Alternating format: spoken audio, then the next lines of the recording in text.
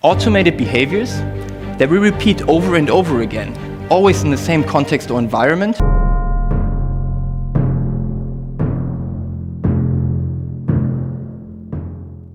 Apakah lo memerlukan bantuan untuk membentuk kebiasaan atau habit kokoh yang akan mendukung lo selama sisa hidup lo? Atau apakah lo tipe orang yang ingin membuat perubahan kehidupan tapi terus-terusan gagal? Apakah lo kehilangan kepercayaan pada kemampuan lo untuk menyingkirkan kebiasaan buruk yang mencegah lo menjalani kehidupan yang lo inginkan? Apakah lo ingin menyingkirkan kebiasaan buruk tapi telah gagal berkali-kali sebelumnya? Bahkan nih, lo sedang bergumul dengan penundaan atau kurang disiplin diri. Tepat banget lo klik channel ini guys. Karena di video ini gue bakal ngebahas buku yang berjudul Habits That Stick, karya Thibaut Mirisi. Buku ini sangat cocok untuk lo jika lo sedang dalam situasi yang barusan gue sampaikan.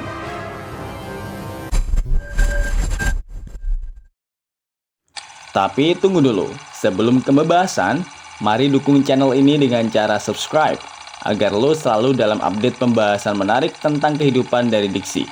Gue saranin lo untuk tonton terus video ini sampai habis agar lo mendapatkan insight secara utuh dan dapat lo terapin sebagai refleksi diri. Mengenal habit kita. Hidup kita sebagian besar dikendalikan oleh pikiran bawah sadar kita, yang bertanggung jawab menjalankan kebiasaan yang telah kita adopsi secara sadar atau dalam banyak kasus secara tidak sadar selama bertahun-tahun. Asal lo tahu nih ya bahwa otak kita adalah mesin yang sangat efisien guys, dan benci banget ngebuang-buang energi. Sekali aja nih otak kita telah dikondisikan untuk melakukan tugas tertentu berulang kali, maka tugas itu akan secara berangsur akan masuk dalam mode autopilot di otak lo. Nah, kecanggihan otak dan alam bawah sadar ini sesungguhnya sangat menguntungkan kita. Tapi akan menjadi bencana jika lo terperosok ke dalam lembah bad habit lo bertahun-tahun. Karena dibutuhkan upaya yang signifikan untuk mengubah pemrograman otak yang sudah ada sebelumnya. Dan ini merupakan perjuangan berat sampai alam bawah sadar lo akhirnya menerima perubahan itu. Karenanya sangat sulit untuk membentuk kebiasaan baru atau menyingkirkan yang lama.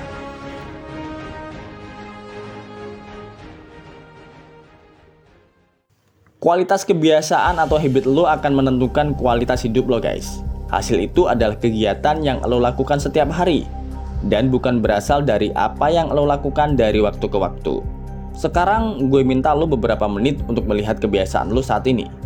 Bagaimana lo menggambarkannya? Apakah itu kebiasaan orang yang sukses dan bahagia? Atau apakah itu kebiasaan orang yang terjebak dalam bad habits? Well, dalam menciptakan habit sangat penting untuk menyadari bahwa kebiasaan kecil sehari-hari pun bisa memiliki dampak besar pada hidup lo jika lo bertahan dengan habit tersebut cukup lama. Itu sebabnya membuat habits yang kuat sangat mudah untuk kita abaikan. Ini karena kebiasaan harian lo akan menentukan seberapa banyak yang lo capai dan sangat dekat dengan tujuan lo. Jelas dong, memiliki habit sehari-hari yang konsisten menjamin bahwa lo akan secara signifikan membuat lo lebih produktif. Berikut ini adalah contoh analogi simple bahwa habit sehari-hari dapat membuat perbedaan besar dalam jangka panjang kepada diri lo. Yang pertama, menulis 500 kata setiap hari akan memungkinkan lo untuk menulis buku setiap 6 bulan. Yang kedua, membaca dalam 30 menit sehari akan memungkinkan lo menyelesaikan 200 hingga 300 buku selama periode 5 tahun. Yang ketiga, bermeditasi selama 15 menit setiap hari bakal meningkatkan jangka kebahagiaan lo. Yang keempat, menghabiskan 5 menit sehari untuk latihan syukur juga akan meningkatkan rasa syukur lo secara keseluruhan. Nah, saat lo menerapkan kebiasaan baru, pasti lo ingin memastikan habits tersebut memiliki dampak yang nyata pada hidup lo dalam jangka panjang. Kalau enggak ya ngapain harus repot-repot dong? Mungkin sulit ya untuk mengetahui seberapa besar pengaruh habits tertentu terhadap diri lo. Tetapi akan jauh lebih mudah bila lo mengetahui seperti apa sih ciri-ciri habits yang positif. Berikut ciri-ciri positive habits menurut Thibaut. Yang pertama, positive habits secara signifikan bakal mempengaruhi produktivitas, kebahagiaan, kepuasan, atau hal lain yang benar-benar lo hargai. Yang kedua, positive habits mendukung lo dalam mencapai tujuan jangka panjang lo. Yang ketiga, berada dalam sweet spot atau rasa nyaman lo. Yang keempat, lo harus merasa yakin bahwa lo dapat bertahan dengan habits lo, bahkan ketika keadaan menjadi sulit. Yang kelima, temukan faktor X yang kuat di belakang habits lo. Automated behaviors that we repeat over and over again, always in the same context or environment. Bad habits. Habits yang paling berdampak pada hidup lo seringkali merupakan cerminan dari bagaimana figur lo dalam otak lo. Jika lo melakukan habit buruk dan deskripsi diri yang buruk dalam waktu yang cukup lama, maka secara nggak sadar kebiasaan dan hasil figur diri itu menjadi identitas lo guys. Contohnya gini guys, jika lo seorang perokok, maka alam bawah sadar lo secara harfiah bakal mengidentifikasi personal lo sebagai seorang perokok. Yang lebih buruk lagi misalnya, jika lo berprofesi sebagai perampok, maka otak lo akan memberikan pemahaman sebagai identitas bahwa lo seorang perampok. Meskipun sisi kejiwaan dan intuisi lo menolak identitas tersebut guys.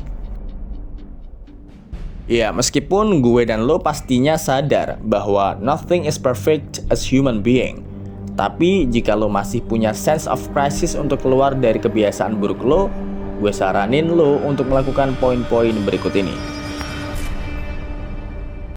Yang pertama, perhatikan habits lo, kekuatan kesadaran. Gue percaya bahwa kesadaran diri adalah salah satu cara paling ampuh untuk menghilangkan kebiasaan buruk selamanya dan dapat menerapkan habits baru yang lebih positif. Fakta bahwa lo menonton video ini membuktikan bahwa mungkin sampai batas tertentu, lo sudah menyadari bahwa kebiasaan lo dan bagaimana habits tersebut mungkin menyeret lo menjadi lebih buruk.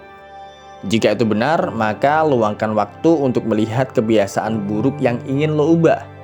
Kemudian, penting untuk bangun dari your conscious dan mulailah berbenah dengan refleksi diri. Yang kedua, percayalah bahwa lo bisa.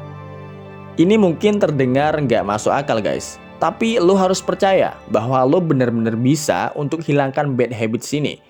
Sebagian besar dari apa yang terjadi pada kita dalam hidup adalah hasil dari keyakinan kita guys. Maka keyakinan adalah suatu hal yang luar biasa loh. Karena keyakinan lo bisa menjadi teman terbaik lo atau justru musuh terburuk lo guys. Yang selanjutnya adalah 100% commitment.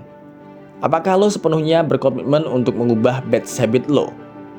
Lo harus berkomitmen 100% untuk mengubah bad habits lo dengan cengkraman hati yang kuat guys. Ya meskipun gue tahu sih bahwa menyingkirkan kebiasaan buruk memang bukanlah hal yang mudah. Tapi kemungkinannya adalah lo pernah mencoba gagal di masa lalu dan lo mungkin bisa gagal lagi di masa depan guys. Pertanyaannya sekarang adalah, bisakah lo berkomitmen untuk menghilangkan kebiasaan buruk itu terlepas dari kendala yang mungkin lo hadapi? Dan yang terakhir adalah bertanggung jawab penuh. Full of responsibility. Guys, lo nggak bisa sepenuhnya berkomitmen untuk menghilangkan kebiasaan buruk lo kecuali lo melakukannya dan bertanggung jawab atas situasi lo saat ini.